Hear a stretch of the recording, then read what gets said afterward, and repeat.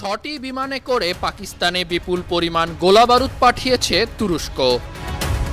পাকিস্তান ভারতের মধ্যে চলছে উত্তেজনা, যে কোনো মুহূর্তে বেঁধে যেতে পারে সামরিক সংঘাত। আর এই উত্তেজনার মধ্যেই এসব সামরিক সরঞ্জাম পাঠালো তুরস্ক। 6টি C-130 কার্গো বিমানে করে এসব অস্ত্র ও সামরিক সরঞ্জাম পাকিস্তানে পৌঁছেছে।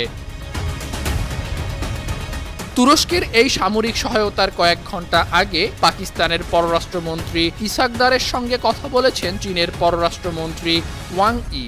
ফোন কলে তিনি পাকিস্তানের প্রতি অটল সমর্থনের কথা পুনরায় ব্যক্ত করেন। অন্যদিকে পরিবর্তিত পরিস্থিতি নিয়ে জরুরি বৈঠক করেছেন ভারতের প্রধানমন্ত্রী নরেন্দ্র মোদী। দেশটির প্রতিরক্ষা মন্ত্রী ছাড়াও সেখানে উপস্থিত ছিল সামরিক বাহিনীর উচ্চপদস্থ কর্মকর্তা। বৈঠকে কাশ্মীরের পেহেলগামে হামলার পর সামরিক বাহিনীর প্রস্তুতি নিয়ে আলোচনা হয়। গেল সপ্তাহে ভারত নিয়ন্ত্রিত জম্মু কাশ্মীরে সন্ত্রাসী হামলার ঘটনা ঘটে। এতে মারা যায় ২৬ ভারতীয় নাগরিক। এই হামলার পর সীমান্তে ভারত পাকিস্তানের মধ্যে প্রতিনিয়ত গোলাগুলির ঘটনা ঘটছে।